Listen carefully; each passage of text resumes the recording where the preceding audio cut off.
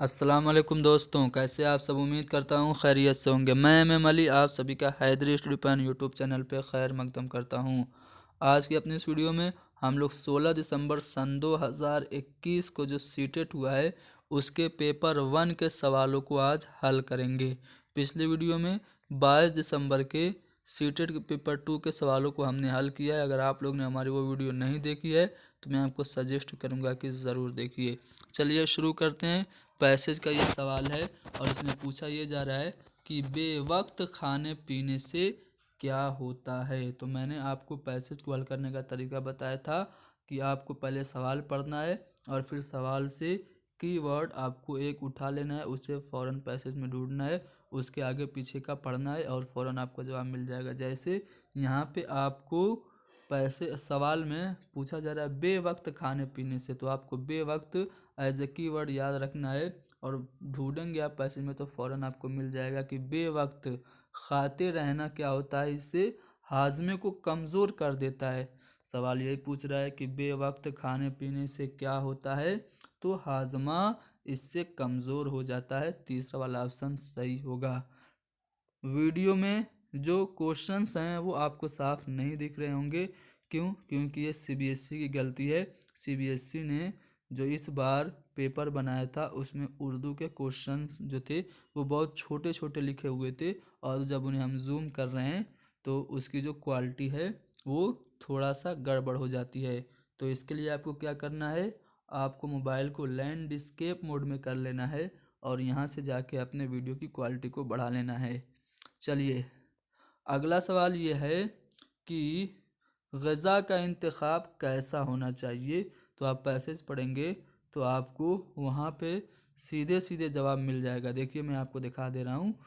इंतखाब लफ्ज़ आपको यहाँ पे दिख रहा है, इसके आगे का पढ़िए। ग़ज़ा का इंतखाब ऐसा हो जो पूरे जिस्म की नशो नुमा के लिए मुफीद और हमें तंदुरुस्त रखे। तो जो पूरे जिस्म की नशो नुमा के लिए मुफीद हो और हमें तंदुरुस्त रखे, ग़ज़ा का हमें वैसा ही इस्तेमाल करना चाहिए।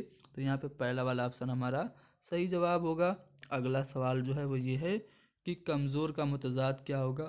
तो कमज़ोर का मुतज़ाद बिल्कुल मज़बूत हो जाएगा। दूसरा वाला ऑप्शन सही होगा। अगला सवाल जो है वो ये पूछा जा रहा है कि अच्छी ग़ज़ा कैसी होती है। तो आप अच्छी ग़ज़ा आप ढूंढेंगे तो यहाँ पे देख सकते हैं अच्छी ग़ज़ा वही है जो हल्की, सादा, कुव्वत बख्श और ताज़ा हो। यानी कि हल्की हो, सादा हो, कुव्वत बख्श और ताज़ा जो ग़िज़ा हो वही ग़िज़ा अच्छी होती है। तो पहला वाला ऑप्शन हमारा सही होगा।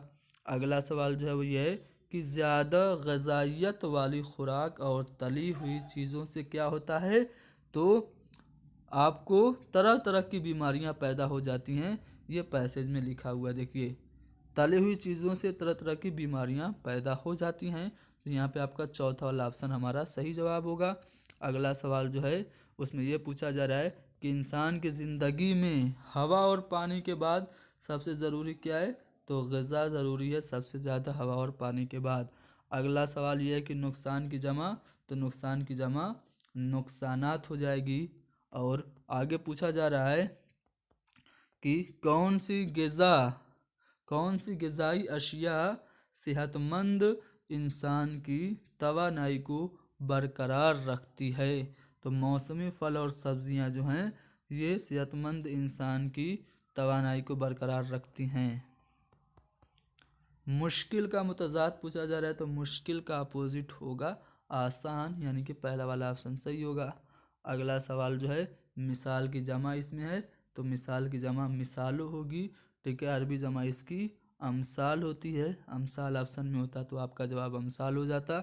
अगला सवाल जो है दुनिया की सबसे कीमती चीज़ क्या है। अगला जो पैसेज है उसका सवाल है। तो आप देखेंगे तो पैसेज में सीधे सीधे लिखा हुआ है कि इंसान की जो सबसे कीमती चीज़ है, कीमती चीज़ एज ए कीवर्ड ढूंढिए फ़ौरन मिलेगा। तो दुनिया में सबसे कीमती चीज़ जो है वो इंसान की जान है। तो दुनिया में सबसे कीमती चीज़ यही पूछा जा रहा है तो इंसान की जान हो जाएगी। अगला सवाल जो है वो ये है कि तेज़ रफ्तार मोटर गाड़ियाँ, कारें और बसें किस लिए हैं। तो आपको यहाँ पे तेज़ रफ्तार मोटर गाड़ियाँ, कार और बसें दिख रहा होगा। ठीक है, तो यहाँ पे इसके आगे पीछे का अगर आप पैसेज पढ़ेंगे तो आपको दिख जाएगा। मिसाल के तौर पर आमदोरफ्त और माल बर्दारी के लिए तेज़ रफ्तार गाड़ियाँ और कार बसें हैं। तो आमदोरफ्त और माल बर्दारी यानी कि माल को ढोने के लिए, तो यहाँ पे दूसरा वाला ऑप्शन सही होगा। अगला सवाल है कि उसूल और कवायद को मुकर्रर करके हम क्या कर सकते हैं। तो पैसेज में इसका जवाब आपको मिल जाएगा कि उन पर अमल करके चीज़ों से फ़ायदा उठा सकते हैं। पहला वाला ऑप्शन सही होगा। इंसान ने अपने आराम और ज़रूरियात के लिए क्या किए हैं। तो यहाँ पे आप देखेंगे तो पैसेज में आपको आराम और ज़रूरियात ढूंढना है और उसके आगे पीछे का पढ़ना है। तो ज़िंदगी में आराम और ज़रूरियात के लिए इंसान ने बहुत सी नई चीज़ें तलाश और ईजाद की हैं। तो यहाँ पे तलाश और ईजाद कौन से वाले ऑप्शन में है, दूसरे वाले ऑप्शन में। तो इंसान ने अपने आराम और ज़रूरियात के लिए बहुत सी नई नई चीज़ें तलाश और ईजाद की हैं। चलिए, पैसेज का आखिरी सवाल है कि चीज़ों को खोजना और बनाना जितना मुश्किल है उतना ही मुश्किल और क्या है। तो मुश्किल आपको लफ्ज़ ढूंढना है। तो यहाँ पे आपको मिल गया मुश्किल।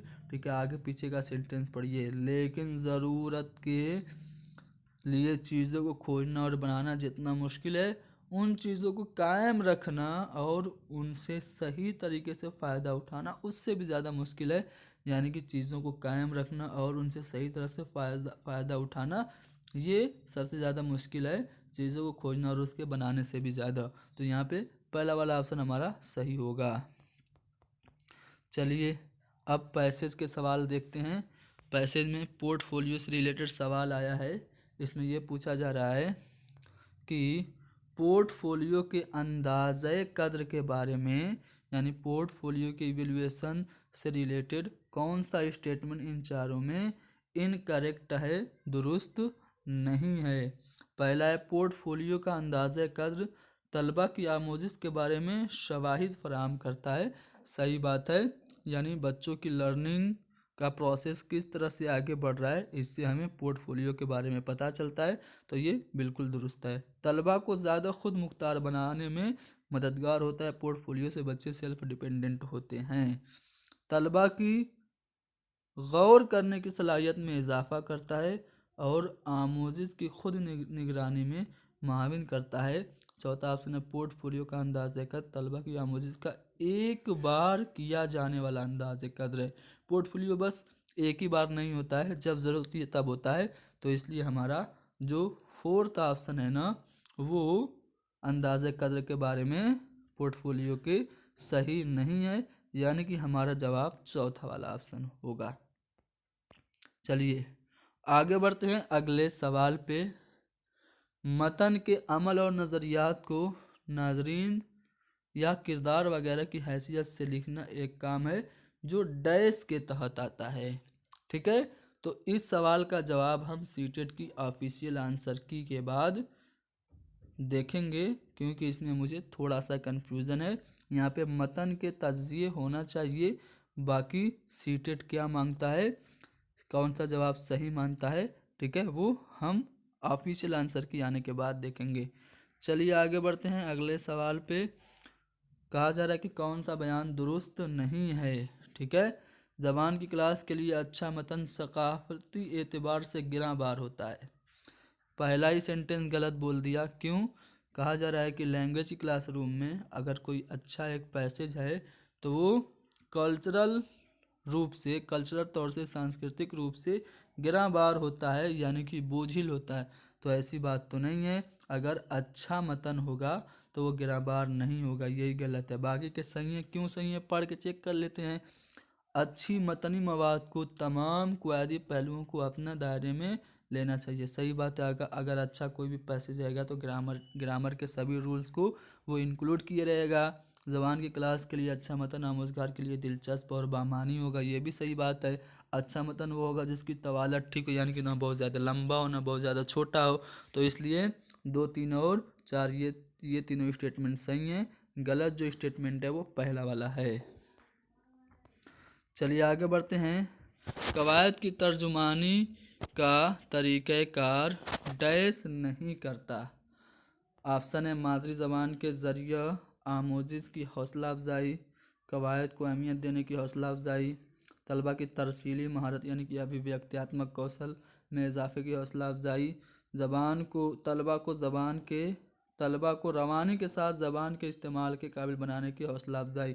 तो कवायद की तर्जुमानी का जो तरीका यानी कि जो ग्रामर है वो मादरी ज़बान में ग्रामर का यूज़ नहीं होता। ठीक है, मादरी ज़बान हम बिना किसी ग्रामर की मदद से ही ठीक है एक्विजिशन करते हैं, अर्जन करते हैं। ठीक है, जब हम सेकेंड लैंग्वेज सीखते हैं तो उसमें हमें ग्रामर की ज़रूरत पड़ती है। तो यहाँ पे मादरी ज़बान के ज़रिए आमोजिश की हौसला अफजाई, इसमें ग्रामर की ज़रूरत नहीं पड़ती है। तो मेरे ख्याल से पहला वाला ऑप्शन सही होगा। बाकी 100% श्योरिटी के लिए हम सीटेट की ऑफिशियल आंसर की का इंतज़ार करेंगे। ये जो है ये सेल्फ मेड आंसर की है और सीटेट अपना एक अलग पॉइंट ऑफ व्यू रखता है, उसके मुताबिक कुछ और भी ऑप्शन मुमकिन है। ठीक है, तो इसी हफ्ते के लास्ट तक इंशाल्लाह आंसर की आ जाएगी, उससे आप मिला भी सकते हैं। फिर भी मैं सवालात आपको करा देता हूँ। ठीक है, हत्तल इम्कान में सही करा रहा हूँ। कवायद की क्लास में हमें पहले क्या करना चाहिए, तो हमें पहले वजाहत करनी चाहिए कि किस तरह कवायद के नुकात यानी कि किस तरह से कवायद के जो नुक्ते हैं, जो ग्रामर के पॉइंट है, किस तरह से बनते हैं, या फिर फितरी अंदाज में कवायद के नुकात पेश करने चाहिए। स्वाभाविक रूप से हमें क्लास में जो ग्रामर के रूल्स हैं, टॉपिक हैं, उनको पेश करना चाहिए, या फिर गैर मामूली नुकात की वजाहत करनी चाहिए, या फिर उनके समाजी अमल का बयान होना चाहिए। तो यहाँ पे कवायद की तलाश में हमें फितरी अंदाज में कवायद के नुकात को पेश करना चाहिए। दूसरा वाला ऑप्शन सही होगा। चलिए, ज़बान के क्लास में शायरी क्या करती है। ज़बान की क्लास में शायरी बिल्कुल नसरी मदन की तरह शायरी को भी हमें बढ़ाना चाहिए, या फिर सबसे पहले शायर का मुफस्सल तारुफ यानी कि डिटेल से जो पोइट है उसका हमें बायोग्राफी पढ़नी चाहिए उसकी, फिर उसकी शायरी की तदरीस करनी चाहिए। या फिर ये समझने और महजूज होने के लिए होती है, या ये नज़्म और शायर के बारे में ज़्यादा होती है। तो ज़बान की क्लासरूम में जब हम शायरी कराते हैं तो ये समझने और महजूज होने के लिए होती है। तो इसलिए हमारा थर्ड वाला ऑप्शन बिल्कुल सही है। अगला सवाल यह है कि 10 जिले में से कौन सा ताआवुनी अमल पढ़ने से पहले की सरगर्मी है। तो ऑप्शन है मतन को दूसरे अल्फाज में बयान करने के लिए अमल का इस्तेमाल, पेश गोई के अमल का इस्तेमाल, तलबा से मतन की तलखीस यानी कि समरी बयान करने के लिए कहना, या फिर कवायद कलियों की तदरीस। तो कौन सा ताआवुनी अमल पढ़ने से पहले की सरगर्मी है, तो तलबा से मतन की तलखीस बयान करने के लिए कहना, ये वाला थर्ड वाला ऑप्शन हमारा जवाब होगा। अगला सवाल जो है वो ये है कि प्राइमरी सतह पर पढ़ने की सलाहियत की जांच के लिए दर्ज झेल में से कौन सबसे ज़्यादा मुनासिब है। प्राइमरी सतह की बात हो रही है, रीडिंग स्किल का चेक करना है, तो इनमें सबसे ज़्यादा इम्पोर्टेंट और मुनासिब क्या है, हरूफ तहज्जी को निशानजद करना, या फिर अलामात तलफ़ुज़ को जानना, मतन की समझ, या फिर पढ़ने में रवानी। ठीक है, तो यहाँ पे प्राइमरी सतह की बात हो रही है, अगर जूनियर सतह की बात होती तो मतन का मानी हो जाता। यहाँ पे अलामात तलफ़ुज़ को जानना ये प्राइमरी सतह पर ठीक है बाकी के मुकाबले ज़्यादा मुनासिब है। बाकी सीटेट की जब आंसर की आएगी तब उसमें देखेंगे सीटेट ने क्या सही माना है। मतन की समझ ये तो ज़रूरी होता है, लेकिन ये आपका जूनियर लेवल पे होता है। तो मेरे मुताबिक दूसरा वाला ऑप्शन सही है। अगला सवाल यह कि बुनियादी ख्वानदगी और बुनियादी नंबर शुमारी की बुनियादी शराइत क्या हैं। बुनियादी ख्वानदगी और बुनियादी नंबर शुमारी की बुनियादी शराइत क्या हैं, तो लिखना, पढ़ना और माहौलियात है। तीसरा वाला ऑप्शन सही होगा। अगला सवाल जो है वो ये है कि ज़बान का उस्ताद आम तौर पर अपनी क्लास कुछ हालात, कुछ सवालात और कुछ तजर्बात बयान करके शुरू करता है, तो इसे आप क्या कहेंगे। जब टीचर क्लास शुरू करता है तो कुछ सिचुएशन, कुछ अपने एक्सपीरियंसेस और कुछ क्वेश्चन करता है, फिर शुरू करता है, तो इसे आप क्या कहेंगे, तो इसे आप माँ कबल पढ़ाई का काम कहेंगे। ठीक है, वो तमहीदी काम कर रहा है, बच्चों के नॉलेज को वो क्या कर रहा है और विस्तृत करने के लिए वो क्या कर रहा है, एक तमहीद बना रहा है। तो माक़ाबल पढ़ाई का काम ये हो जाएगा, पहला वाला ऑप्शन सही होगा।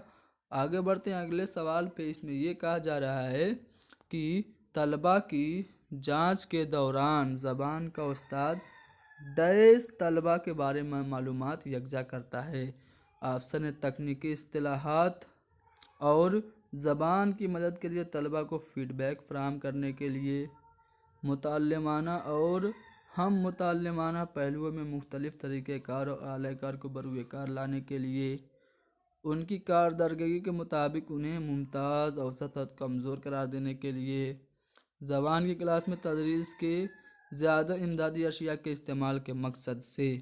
तो यहाँ पे जो आपका सही जवाब होगा वो पहला वाला ऑप्शन होगा, यानी कि तलबा की जांच के दौरान ज़बान का उस्ताद तकनीकी इस्तिलाहात और ज़बान की मदद से तलबा को फीडबैक फराहम करने के लिए तलबा के बारे में मालूमात यकजा करता है। तो यहाँ पे फर्स्ट वाला ऑप्शन बिल्कुल सही है।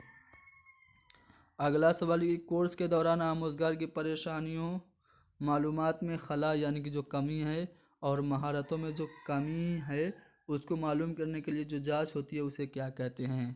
तो कोर्स के दौरान जब हम बच्चों की कमियों का पता लगाने के लिए जो टेस्ट करते हैं तो उसको हम डायग्नोस्टिक टेस्ट यानी कि उसको निदानात्मक परीक्षण कहा जाता है उर्दू में, जिसका नाम है तशख़ीसी जांच, यानी कि चौथा वाला ऑप्शन सही होगा। अगला सवाल जो है वो ये है कि कवायद सिखाने में तलबा की मदद के लिए हम अमली कामों का डिज़ाइन तैयार करते हैं, इसके हवाले से 10 में से कौन सबसे ज़्यादा मौजू है। ठीक है, जब आप किसी भी अमली काम का डिज़ाइन तैयार करेंगे तो वो उसे कैसा होना चाहिए, उसे बामानी होना चाहिए, उसे बहुत मालूमाती होना चाहिए, उसे उस्ताद के नुक्ते नज़र के लिए होना चाहिए। अब बच्चों के लिए जब बनाया जा रहा है तो उस्ताद के नुक्ते नज़र होने से क्या मतलब, तो यहाँ पे तीसरा वाला तो नहीं होगा। ठीक है, समाज का कोई अमल दखल नहीं होना चाहिए, ये भी गलत होगा। ठीक है, अगर हम कवायद सिखाने के लिए तलबा की मदद के लिए जो अमली कामों का डिज़ाइन बनाते हैं उसे बामानी होना चाहिए, तो पहला वाला ऑप्शन हमारा सही जवाब होगा। ठीक है, चलिए, ज़बान और जिस्मानी हरकत में तालमेल पर मबनी तरीक़ाकार डैश कहलाता है।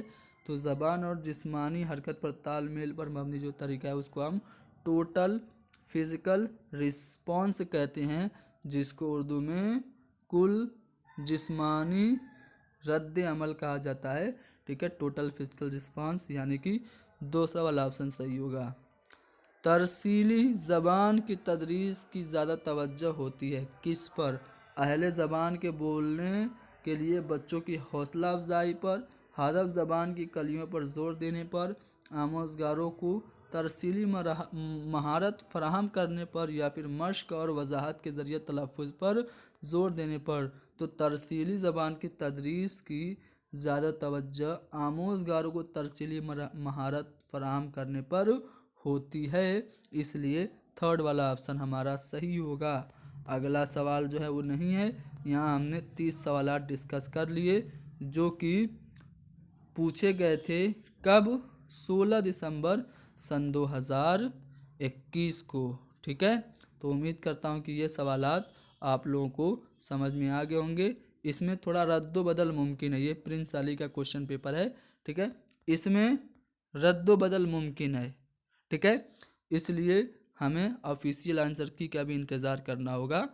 ठीक है, ऑफिशियल आंसर की में आपका 100% श्योरिटी हो जाएगा।